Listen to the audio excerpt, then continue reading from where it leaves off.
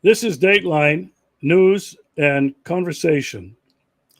The topic tonight is not going to be about doom and gloom. It's not going to be about gaslighting a nuclear Armageddon. Going to focus on something that's very positive, that very few commentators and analysts around the world paying much attention to. And it's a hopeful sign. The BRICS movement, Russia, China, and another 30 nations that want to join this year when the annual meeting is held here in Kazan in the Russian Federation. They're offering a hopeful vision for a future multipolar order of the world and an answer to the American hegemon. With me tonight, Blas Kaučik from Slovenia, Hendrik Weber from Norway, and possibly our good friend Jan Sanakorski from Slovakia. Welcome back to the show, gentlemen. Hello, good evening. Thank you, good evening. Us. Well, it's good to see you again. And I'll start with you, Blas. What are your thoughts? I know we've talked before that we've been looking at the BRICS movement with somewhat of a cautious eye, but there's a lot that's hopeful. Blas, how do you see it from a hopeful point of view with another 30 countries that want to join? Yes, as you say, in many ways, BRICS represents an alternative, it's clear, to the present prevailing USA-led global empire. Economic, political, and military position of Russia and China strengthens much faster than most of us could anticipate even short time ago. Are we seeing one empire collapsing and another one rising is the question. Or is the BRICS a new paradigm, a world of harmony and peaceful cooperation? So are we speaking of one empire going up, another empire rising, or what is it? Now, this is how I see some general things related to that. Now, one realistic, maybe unpleasant question: how has BRICS so far been positioned towards the most blatant genocide, the one in Gaza? Not very strong positions. We need to take a deeper look into the architecture of world governance during the last few hundred years. Many empires have risen and fallen: the Roman, the Ottoman, Habsburg, Russian, British, Byzantine, Persian. The geographically greatest empire of all times, the Mongol Empire. But one empire represents continuity of concentrated power during the last few hundred years, the Vatican. In 1600, in the 17th century, the strongest world empire was the Spanish one, but in strategic alliance with the Vatican. And the Columbus project was initiated in this partnership, establishing a world of dominance with a sword and the Bible, sword in one hand and the Bible in the other. Vatican later established strategic alliance with Mussolini and Hitler, and continued with American and other leaders after World War II. Even Yugoslav President Tito was positioned very high in the international network of Vatican. We know that Stalin was educated by the Jesuits. The Jesuits are the intellectual continuity behind the Vatican. And the Vatican, as I presented, is the continuity behind a number of empires. Edmund Paris and Dr. Alberto Rivera document in detail how a global network of Jesuit control was established during the centuries, including Russia and China. Today, the role of Zionism is getting exposed. It needs to be done, but we should be aware of the superstructure above Zionism, above Atlantic Council, above City of London, about BIS, Basel, about Bilderbergs, and many other entities and networks. When we say Jesuits, we should not understand it in a religious way. This concept of control instrumentalizes all religions, philosophies, cults, movements, academies. So we should ask ourselves now, after this St. Petersburg conference, is modern Russia free of globalist influence? Politically, Russia has adopted a rather standard modern structure. Bicameral parliament, presidential democratic republic, with clear executive, legislative, and judicial branch, with media probably not less independent than in the West, with clearly stronger support by the majority of people for the president and the government. Like Putin said himself during the conversation with Tucker Carlson, we are also bourgeois. What does it mean? Russian government has done better for their citizens than most of the Western governments during last decades. On the other hand, the main problems of the West are also incorporated into Russian system of governance. St. Petersburg Forum has demonstrated total indoctrination of Russian decision makers with globalist agendas, dogmas, and doctrines. A practical example was well-documented procedure of PCR fraudulent tests the participants had to undergo. Then the hostesses, charming hostesses with face masks. And the main thing, a transhumanistic hexagonal intonation of the whole project. Where does it come from? One of the important technological centers of Russia is Skolkovo Institute, Moscow, which is a partner with MIT, United States. MIT, as we know, is the technology center of CIA and other deep state agencies. When you add crypto crazy chief of central bank Nabulina and finance minister Silvano and their relation with World Bank, then we can only hope, Regis, as you said, that Russia one day will change the course. Regarding this nuclear threat, I will just shortly say that I do not think the risk of nuclear Armageddon is as great and imminent as presented by in the media. The globalists need us scared, but they are not inclined to commit a collective suicide. Even during decades of Cold War, American and Soviet nuclear scientists were collaborating. One more illustration, Russia, China, and the rest of BRICS remain fully immersed into COVID scam.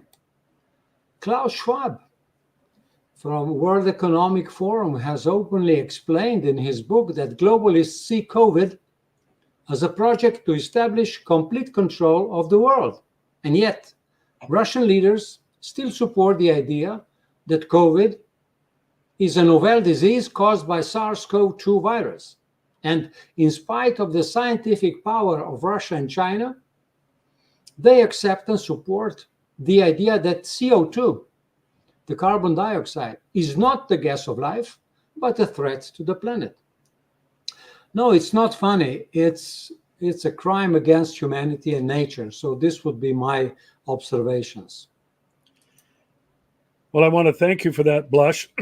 It's very sobering, but I think on the one hand, where with all of their propaganda, all of their nice narratives, the BRICS does look like a departure from the American hegemon. But I think, as you pointed out, the American hegemon is not the American government. It's not the military industrial complex.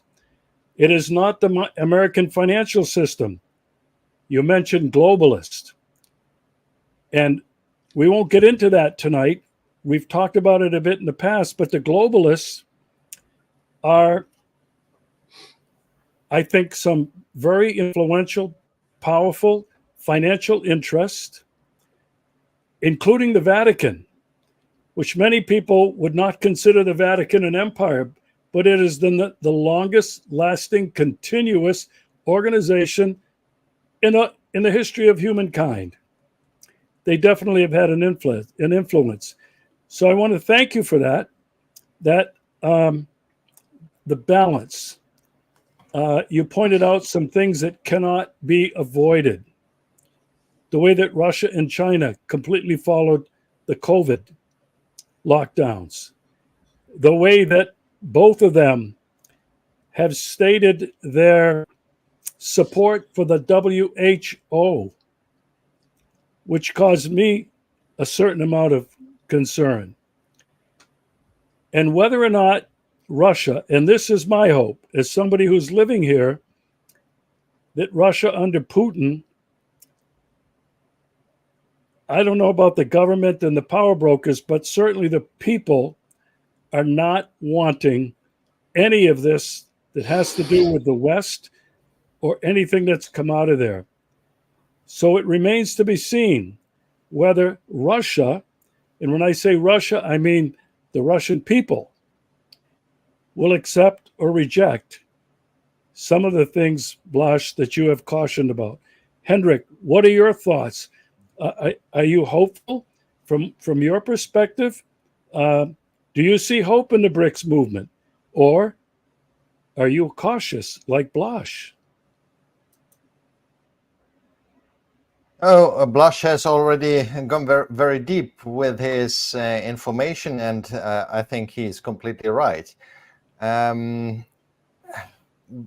I talk a little bit more about the surface, then as a European would see it in two different ways. On one side, BRICS, of course, is a major power, is rising.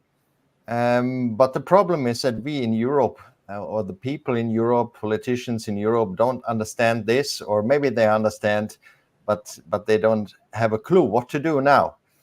The world is dividing in two parts, and it's maybe more dividing as in the Cold War times. The BRICS will get their own money system, their own systems for everything. Maybe their own health institutions or whatever, and we're sitting here on the other side, and we're thinking that Russia is isolated or China is isolated, but they are not. They're representing more than the half population of the whole world, and we are only 32 NATO countries, and NATO is the only organization holding this thing together. The Western world, so-called Western world. So as a European citizen, I see in this really dark, and you can be really afraid about what's rising there with the BRICS countries. On the other side, when I see both sides, of course, I'm very glad. Is maybe a little bit too much, but I would like to see that the BRICS countries succeeding. It's based on an economical cooperation and not like we in the West, only in the military cooperation like the NATO countries. So it will be very interesting to see what's happened in the future. And when we in Europe not want to be a part of that, or not want to have a cooperation with these countries, then we will be the losers, without any doubt.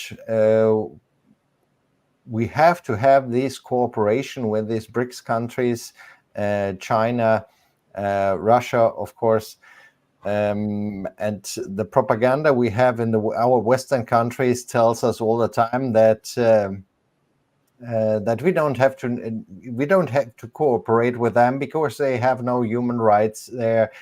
These are all dictatorships, and only we in Europe are the bright lighting star. Of course, that is completely rubbish. Sorry. And we have to make a decision really soon what we want to do. But the people in Europe, I think, they don't have any clue and not any idea what BRICS means in power, and what the BRICS countries can do in the next years and decades who's coming. And of course, that is a reason because our newspapers don't tell us, our politicians don't talk about it. So Europe will go down. That's my take on that, if I see it from the European side. But I would like to ask Blush a question. I know, Regis, that is your part normally, but you've talked about that Russia is also playing this game and talking about climate change and COVID pandemic issues around that. Do you really think that the Russian people or the Russian government stands fully behind this, or is it more or less a game to not get any more other problems with the West? Yeah, it's a very good question. I think if the Russian government would be totally rejecting the main ideas, probably they would encounter a lot of international problems. That's why I never want to be overly critical. It's politics is always the art of possible, and neither of us has as much information as President Putin or Lavrov, and that's why I want to be very objective and respectful when I issue comments. On the other side, that's why I think the red line, the silver lining of discussions we had in the past. Sometimes you were present. The last couple of times you were not here, but Regis and I have always tried to elaborate our thinking in the way of hope, that the Russian and BRICS strategies, long-term strategies, will be targeted away from now very well established Agenda 2030. And so far it is not the case. I mean, I have mentioned few institutions in Russia which are very influential. Central bank, then you have the pharmaceutical industry, you have Shkolkovo Institute with its transhumanist center, you have philosophies based on late Russian philosopher Vernadsky, which are deeply integrated into transhumanist movement. So far we don't see really a well established alternative, but what is positive and remains positive, and it's very important, is that Russia and China and BRICS together, they are still promoting the sovereignty of national states. This is for us, the citizens, very important. But what I see as a main problem in Russia or in Slovenia or in Norway is what we don't have and we should have and we could have is a national avant-garde of patriotic experts, meaning people with knowledge and some positive feelings for their national states, to come out with alternative strategy. It's not so complicated, and there are some positive trends. I see, for instance, last time I was listening to Max Blumenthal from Gray Zone. He's one of the best commentators and analysts and fighters for, let's say, on the right side of the truth in Palestine case and in Ukraine and so on. Being Jewish himself, which is extremely important that we hear objective truths and facts and analysis from the Jewish people. So what he said, and it was already in December last year, he quoted the same political philosophy source as I'm basically quoting. This is Sheldon Wallen, and he said, we do not have democracy in the United States. It's a very important premise. Is United States fighting for democracy in Iraq, in Libya, in Syria, or should they first organize United States of America for democracy to start functioning? Because Sheldon Wallen explained that we in America, in United States, we have inverted totalitarianism. And it's a very important premise. Because I see a lot of commentators and politicians and also in the media saying we want to get our democracy back, and democracy is not functioning, and no electoral system can correct this fault. So I remain positive. We have traditionally a lot of respect for Russian culture. We were a little bit discussing Russian soul and Solzhenitsyn and so on. And even in the most critical times in our part of the world, of Europe, the respect for Russian writers and composers and thinkers and culture has never gone away. So it remains, and I think what we should expect now and maybe encourage and provoke in strong environments like Russian is, their indigenous thinkers to come out with a more comprehensive analysis and plan for their own country. We would like to see Russia strong, and we would like to see cooperation with Russia develop once again, because this is the future for Europe, definitely. But on the sorry.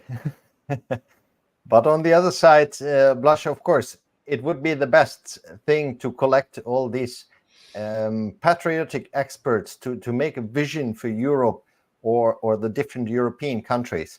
But it's impossible, and you know it, because all these people are silenced in their own countries. Yes. You know Professor Glenn Deason from Norway. Yes. I know him personally. He cannot write an article. He cannot do anything. He can only write books. But who is reading a book? There's not so much people. Yeah. He would be one of these experts, at least in economical way. He has a great overview over Eurasian, the whole area and economical questions. But all these experts are completely silenced, and I think it's the same in all European countries. If they say anything to try to understand Russia, China, whatever, then they are Kremlin assets and whatever. We've heard all this.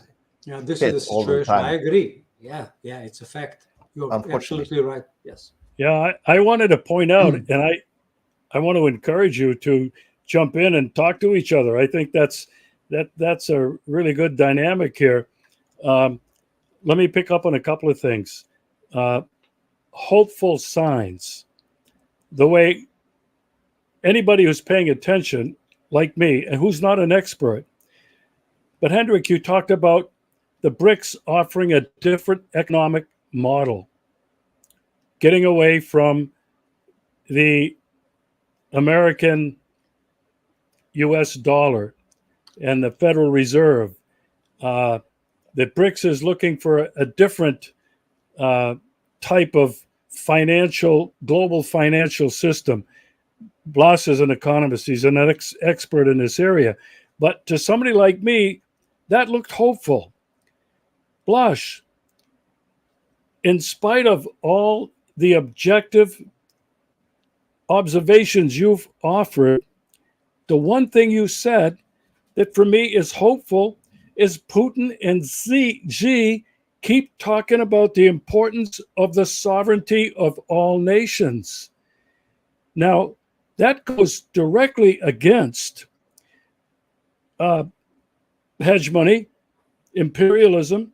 It goes directly, and I would think it goes directly against what the globalist agenda is for 2030. Do either of you want, Blaž, do you want to comment on that? The economy and whether or not sovereignty is something that is a threat to the globalist? Yes, sovereignty is a threat to this imperialistic globalism. And the strong point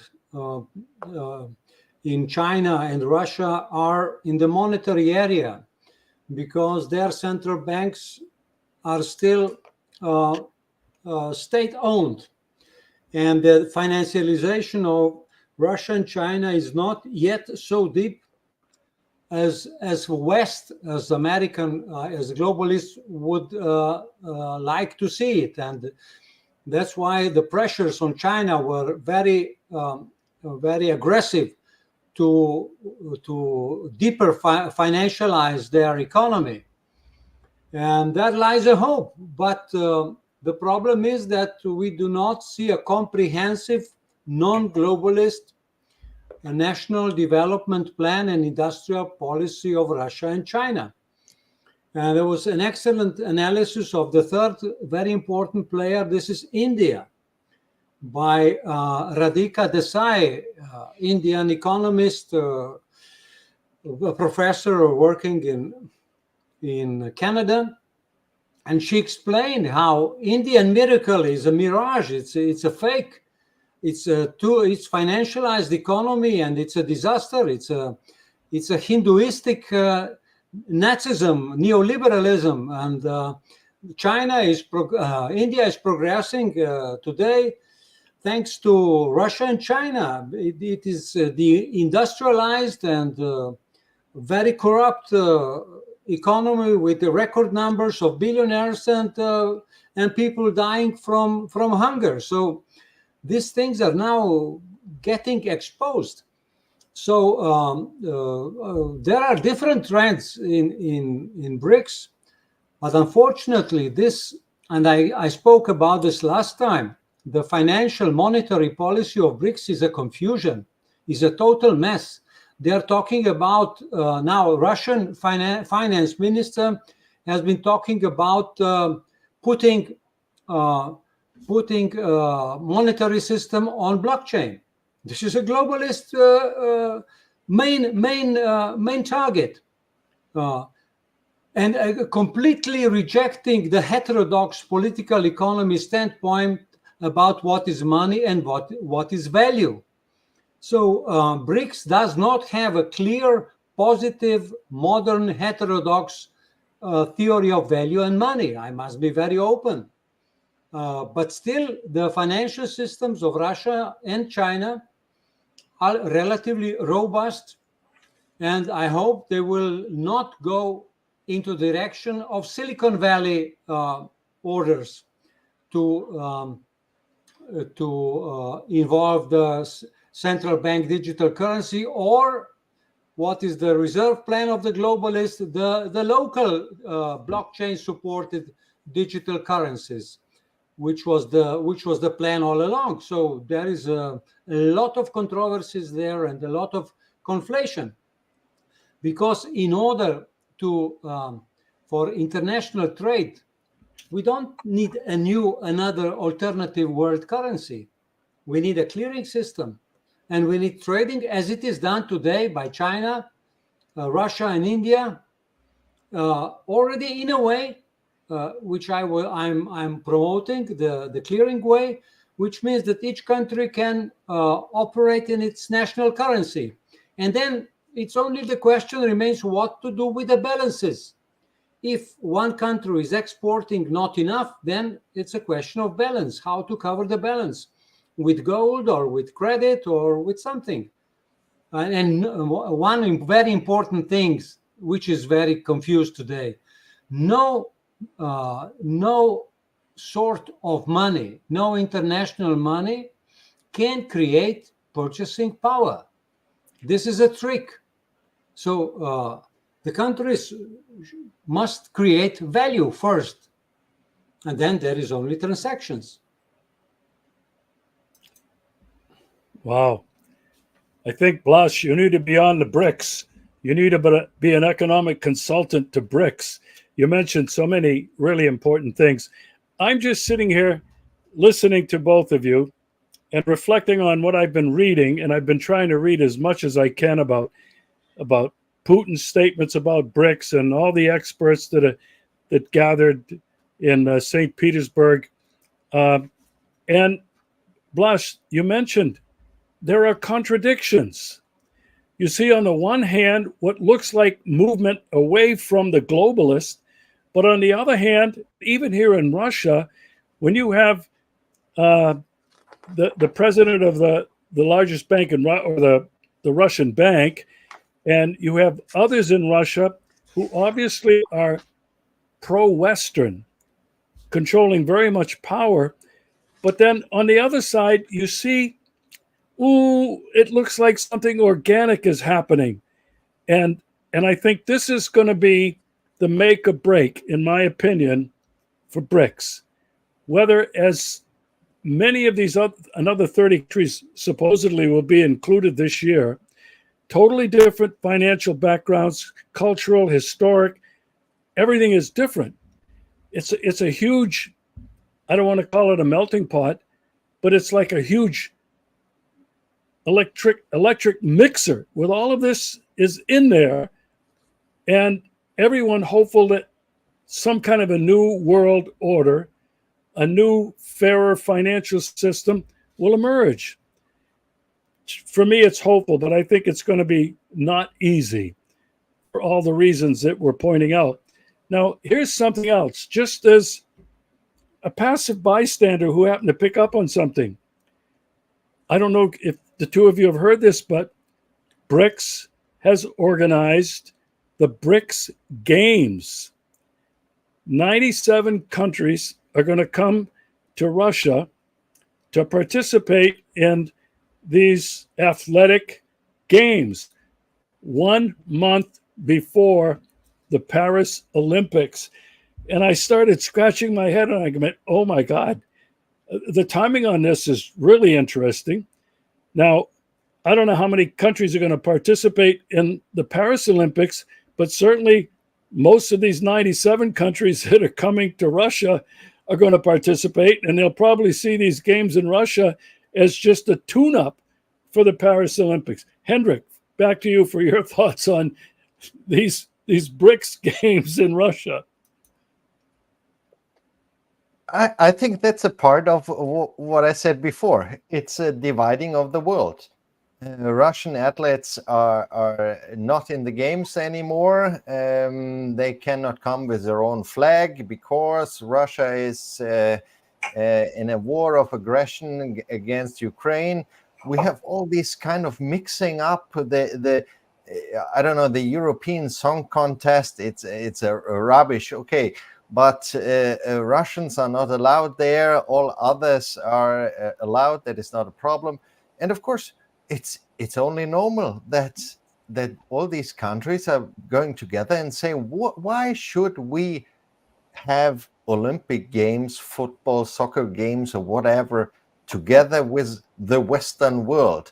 And they explaining us all the time what we have to do in our countries and how we have to treat human rights and our women rights and whatever, sexual rights.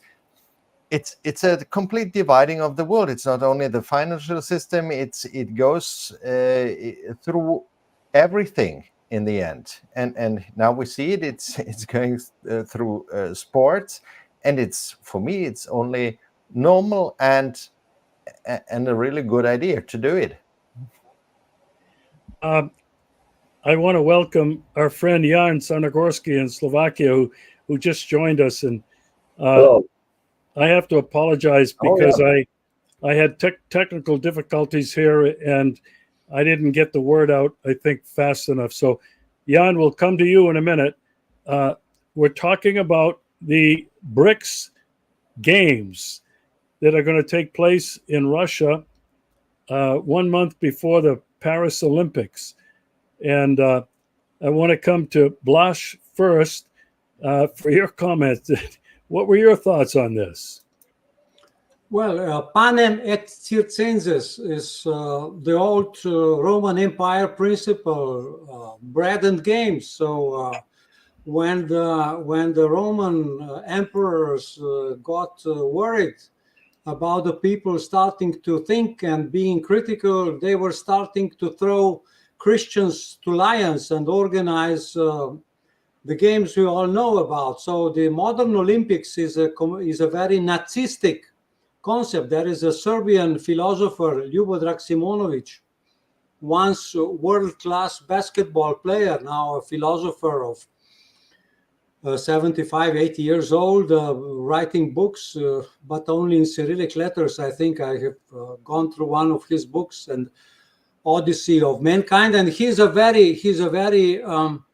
goes very deeply in this analysis of how Nazi Germany has organized the last Olympics before the Second World War, and Olympics and Disneyland and Eurovision and Eurosong and Hollywood. This is all projects to make people crazy and not to think about the things that are important for their lives. So that's why I look very critically at all such projects. And this is the wrong kind of motivating the population for positive goals. To start to hate, first you hate the Swedish hockey players, and then you hate the hockey players from the neighboring town, and so on. And so this is all spectacle, and billions of dollars are invested just in order for people to get motivated by the wrong things, and not to think about the slaughter in Gaza, about the slaughterhouse in Ukraine, about inflation, about the situation that young European boys are about to go to the Galicia again, as it was the case in First World War, when a lot of Slovenian young men were killed in the fight of Austro-Hungarian Empire against Russia. So I look at all these games as a spectacle of the ruling caste to make people busy and crazy. Wow, Blaž, you have a way of really. I apologize. No, I don't want you to apologize. I mean, you're really bringing a lot of historical context into this. And I have to say, I mean, you and I are basically on the same page that in terms of these Olympic Games or these BRICS games, they do serve the same purpose. It's bread and circuses, or it's circuses and in blood in the Colosseum. Jan, I want to welcome you, but I'd like to address the first question to you. For now, forget about your opinion about the games unless you want to tack that on. We were discussing whether or not you see the BRICS movement about to expand to another 30 countries this year in Russia. Do you see it as hopeful, as a hopeful vision and an answer to American hegemony? Your thoughts? Sure. First, the BRICS movement or BRICS organization, is a next step to break the Western hegemony in the world, and it is necessary because Western hegemony is not only it is really coming down. It is really coming down, and the BRICS is giving an opportunity to countries that either are not in the Western say, structures such as G7, former G8, or another, even European Union, NATO, BRICS gives an opportunity for these countries to organize and to uh, make their cooperation better. And then it is not only for BRICS countries, because, for example, on these sports games can come not only BRICS member or sportsmen not only from BRICS member countries, but from all over the world. And yes, that is the next step, that Western would lose its hegemony, attractiveness, and on the other hand, to give people who are well in their on their field to display their abilities. And what about these sports games? Yes, if Russian sportsmen, Chinese sportsmen, and sportsmen from other countries, practically in athletics, the African runners are already the best class in the world.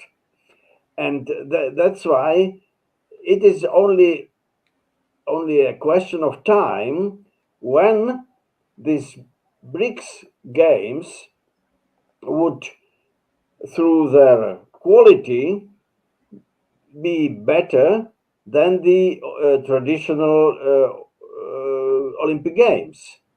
And in this way, BRICS gives opportunity to sportsmen from these countries to display their abilities. And that's why I think that is a step that had to come, and next steps on other fields would follow. Thank you, Jan. You know, the way I was looking at this, and now I have to obviously look a little bit deeper after listening to Blush and Hendrik and Jan, but I saw this as a, I don't know, kind of a poke at again the empire, at the globalists. You got your games, you don't let us in. We're going to have our games. So there, take this, and we're doing this 1 month before the Paris Olympics. It obviously had some political motive. In terms of a positive thing, and I'm just going to mention this, but we're going to move on to something else with the time we have left. One of the positive things that I saw was Moscow is playing host to the first BRICS Women's Entrepreneurship Forum, which already took place on the 2nd to the 4th of June. And it brought together 300 delegates from 30 countries. Now, I thought this was great. The one concern that I've always had is there have not been enough women who have been involved in any of these discussions about politics or economics or what have you. As I look at much of the leadership across Europe and into the Baltics, you've got women in really high positions. We've talked about this before. Many, if not all, have been trained at Harvard or Yale or MIT, groomed, and placed in these positions of power. It's been going on for a number of years. But these people have proven themselves to be totally inadequate. All they can do is read from the same bullet points that they're fed. If you listen to the ones that Kamala Harris is another example of this. Somebody that is not qualified has risen to one of the highest. She's next to be the president, and it could happen at any moment. the wrong kind of women have risen to power. So I saw this as a hopeful thing. We're bringing many women from different countries, women of color, different backgrounds, and I saw that as a good thing. Now, I want to ask each of you this question. Right now, we see the world really on the brink of nuclear war. Blush does not think it's going to happen because the globalists do not want to blow themselves up as well, because if a nuclear war happens, nobody wins. But each and every day, the United States hegemon is continuing to escalate the conflict in Ukraine. I don't think anybody would deny that this has always been a direct war between the United States and Russia, with the European and NATO vassals just doing what they're told. Now, in the light of this escalation, from where I'm sitting and living here in the Russian Federation, President Putin has exercised the most incredible patience that can be imagined. I mean, he has been like Muhammad Ali playing the rope-a-dope and just taking every blow, but letting, hopefully, the enemy wear himself out. Now, President Xi seems lately to have been a little bit more forceful in saying, okay, look, America, we're ready to reunite Taiwan with force if we have to. Now, will he? That's the big question. But here's my question to you. In light of the escalation of tensions that has got the world at a very dangerous position, probably more dangerous than ever before in human history, is the patient movement of Putin and Xi and the BRICS movement, is it a risky strategy looking long-term with a vision for the future that is more hopeful, but is it a risky strategy in light of the daily, more intense escalation by the United States against both those countries? Jan, I'm going to come to you first. Yes. Is it a risky way? Yes. The question would be, what is more risky?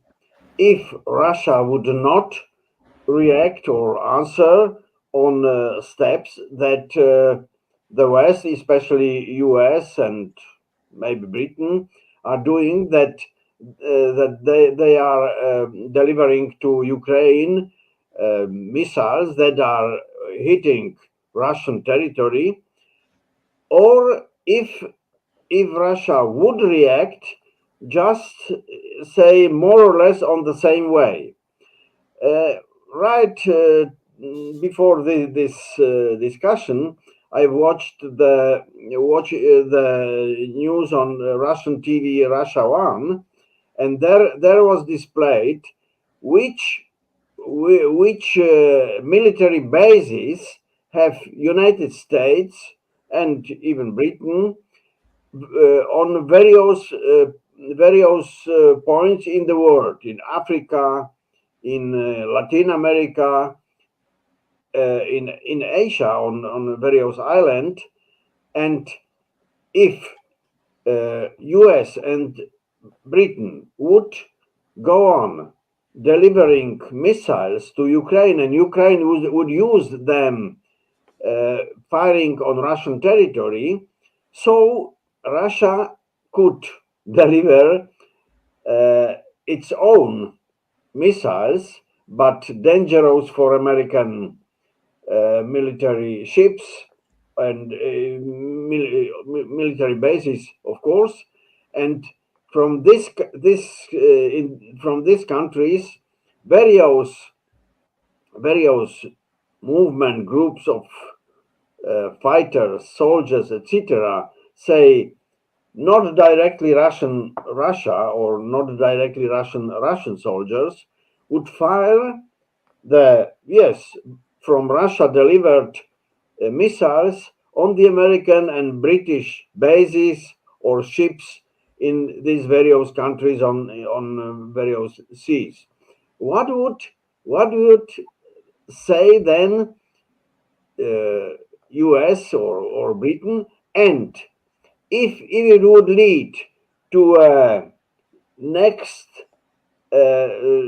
delivery of next and more dangerous missiles, American and British missiles to Ukraine, and for being fired to Russian territory, or would it go down?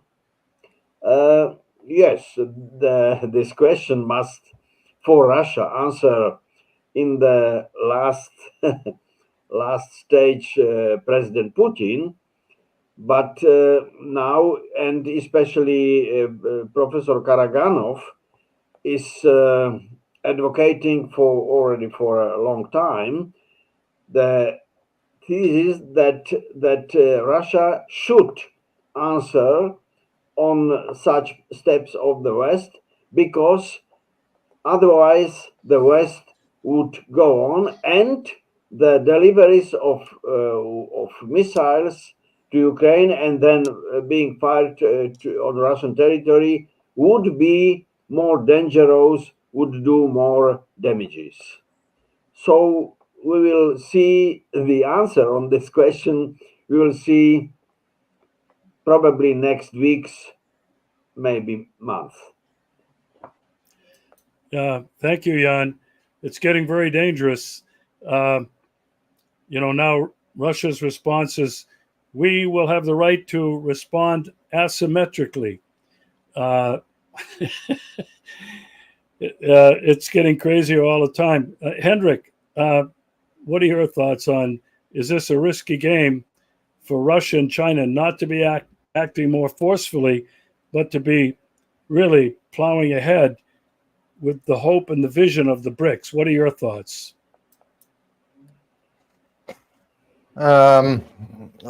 When I travel to Donbass and talk to people in Donetsk, they say President Putin is coming too late, 8 years too late. He should already go in militarily in 2014.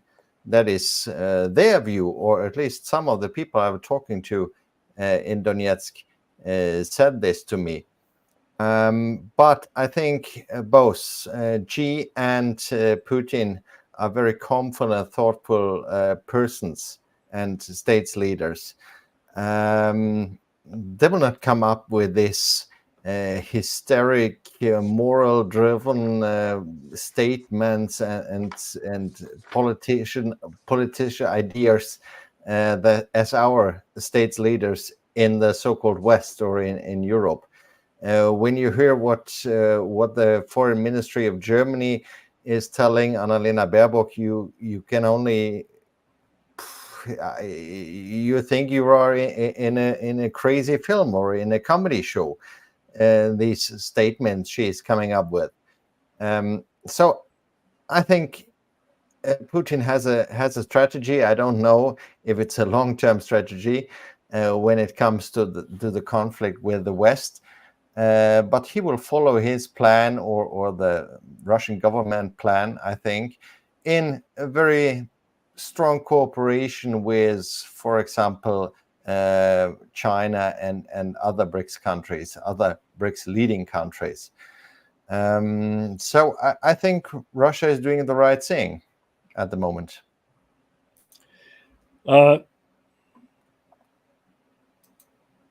Thank you for that, Hendrik. Blush, I'm going to come over to you. Your thoughts. Is it a risky game they're playing? Yeah, I think that a lot is said already with your question. A game. It is a game. It's a game, but we have to realize which game are we in? Which game are we playing? Is it football or hockey? Meaning in direct connection, is it now a fight among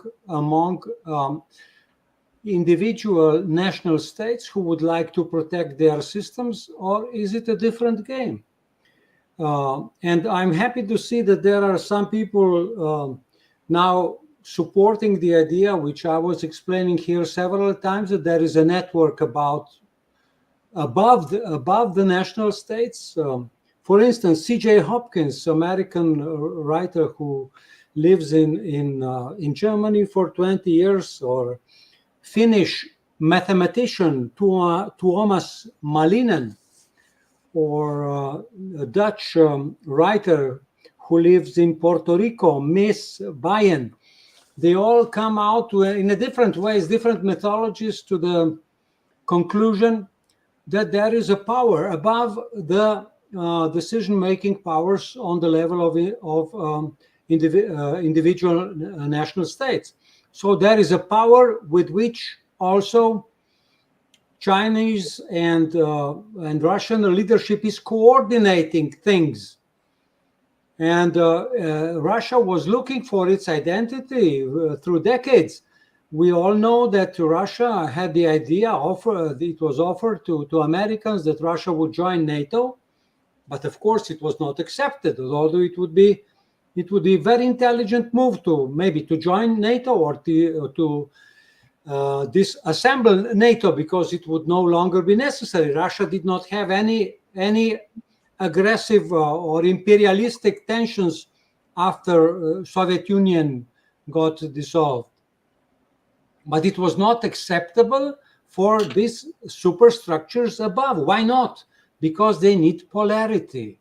Polarity means poles struggling among themselves. This is a Jesuit concept.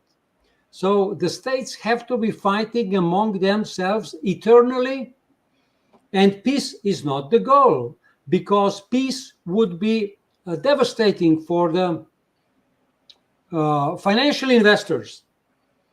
And as long as these things do not become clear, we are in problems. So on a short term, Russia has been reacting logically. Putin was avoiding for a long time to get involved militarily in Ukraine, and he was very criticized, as mentioned before, for that. Now it's a running game, and we will see where it leads. The important thing is that these powers above the national states, they do not tolerate peace.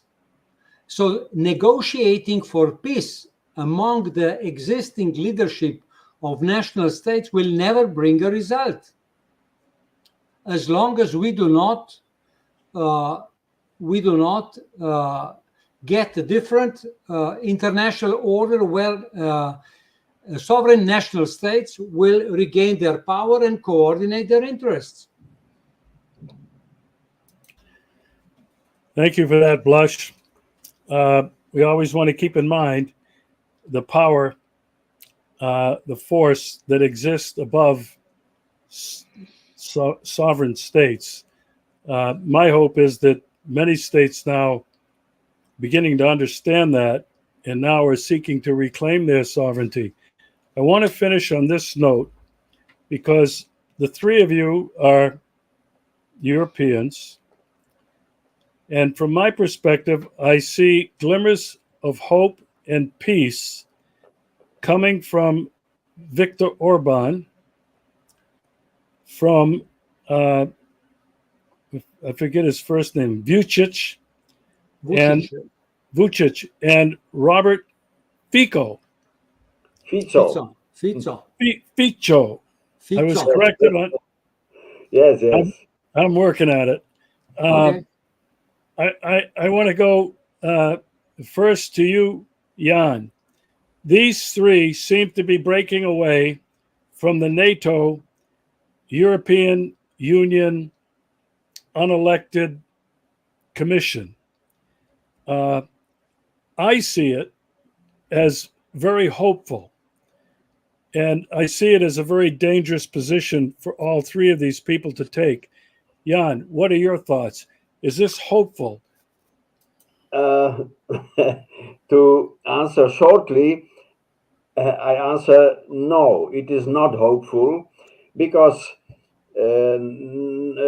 neither Hungary nor Slovakia may have capacity to break from EU and from NATO, because they have no country could them really help if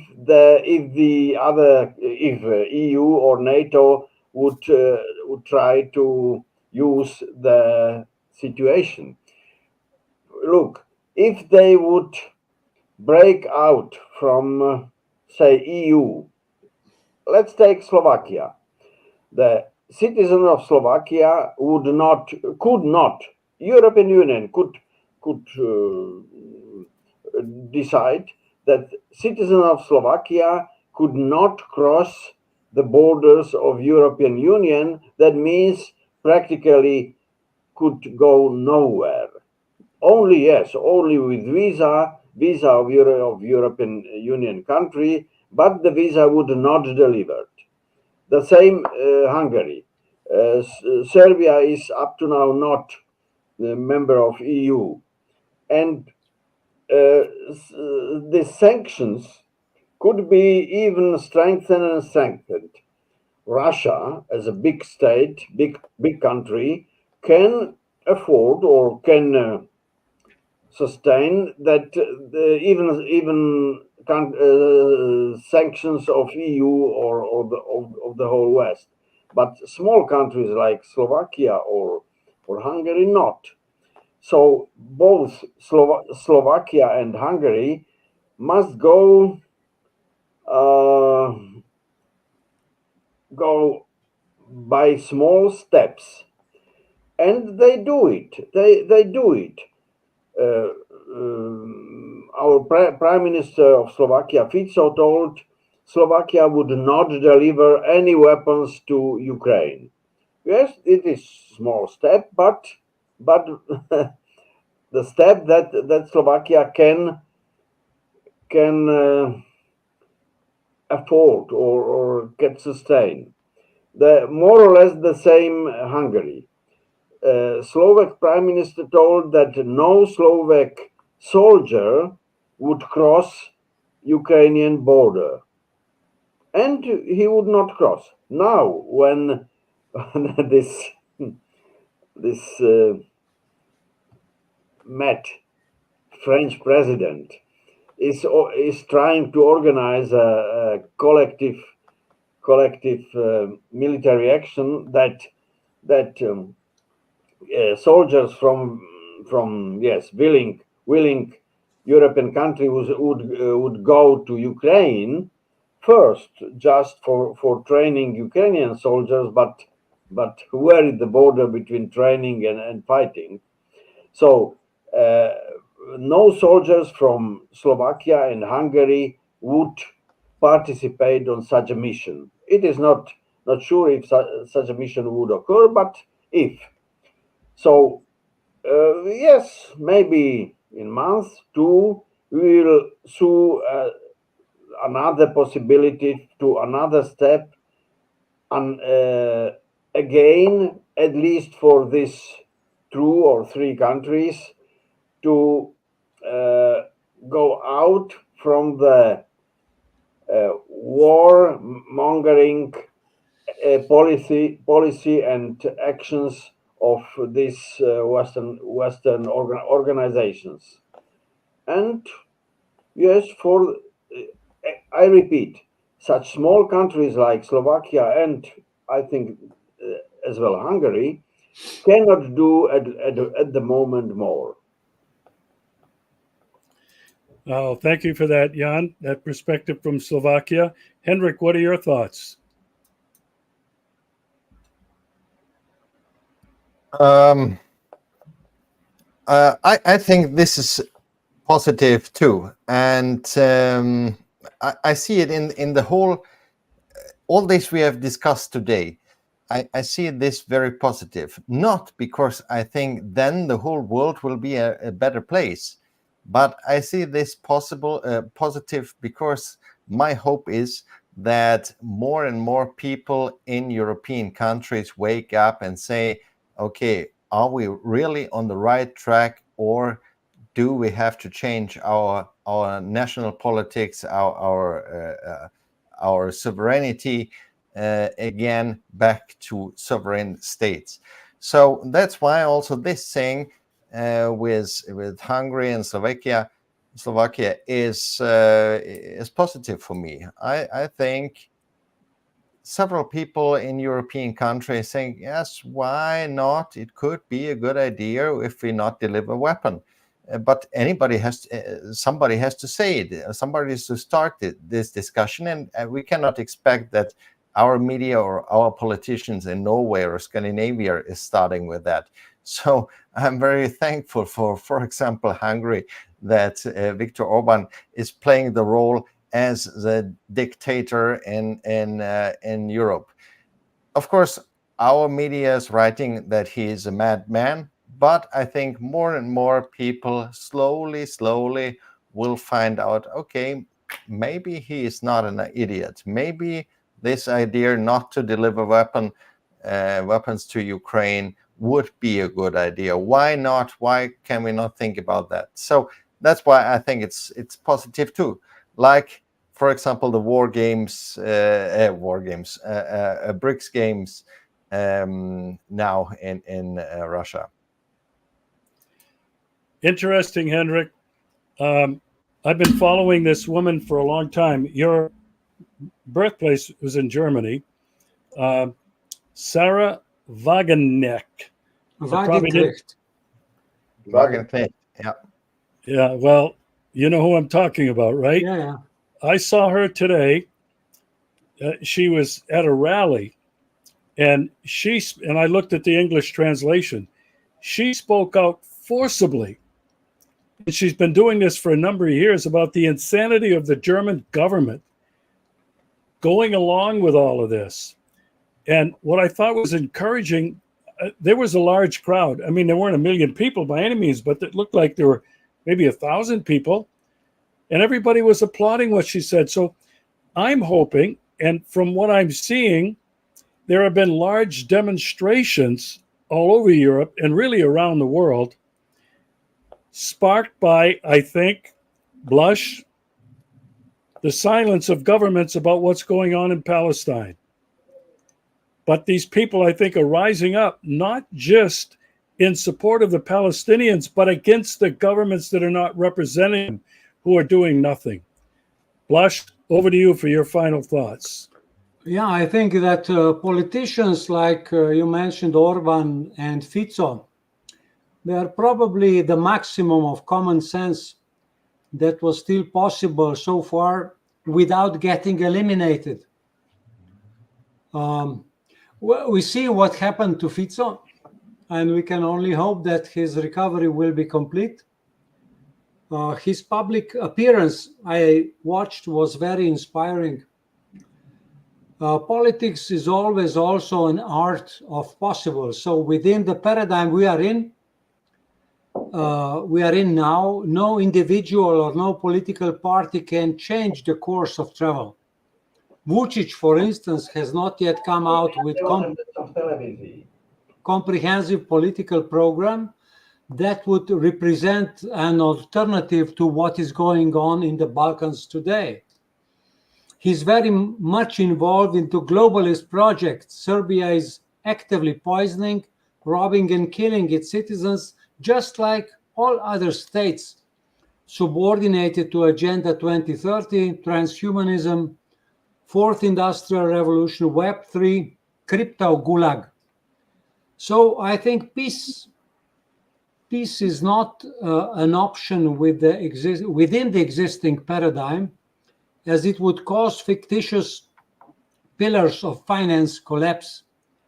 The powers that be will never negotiate for the benefit of the people. Powers that be have to be removed from the levels of political influence.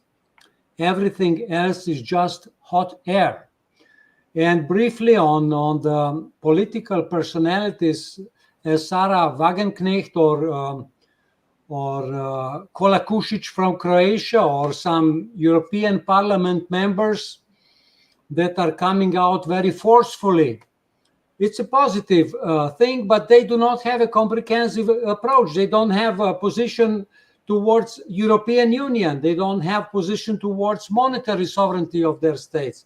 So they are very welcome, and they are very brave in criticizing concrete consequences, empirical phenomena, which is okay, but it's just a step. So but to final thought, maybe, as you said, Regis, this unexpectedly, the 80 years of tragedy in Palestine has, because of the 7th of October last year, out of a sudden exploded in the world revolution of thought, and it's a positive and hopeful. Well, I want to thank all of you for this discussion tonight. I think maybe the next time where we might go, but as you know, I'm always open to your own ideas. I want to try to keep looking at the positive for a while.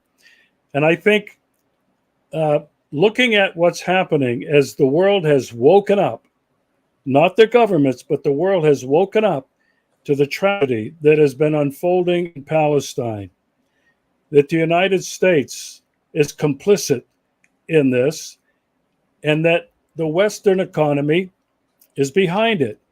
The other aspect is I want to pursue what I think is hopeful as an American, that the United States economy is not sustainable. Therefore, the Western global economy is not sustainable.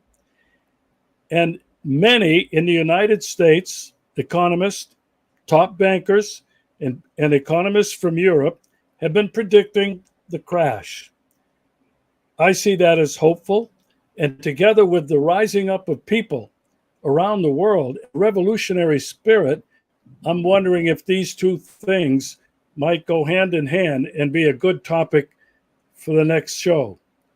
I want to thank you all very much for this. Was a fascinating discussion, very in-depth. Thanks to each of you for the insights you've provided. Thank you for organizing. Thank you. All the Best best. wishes.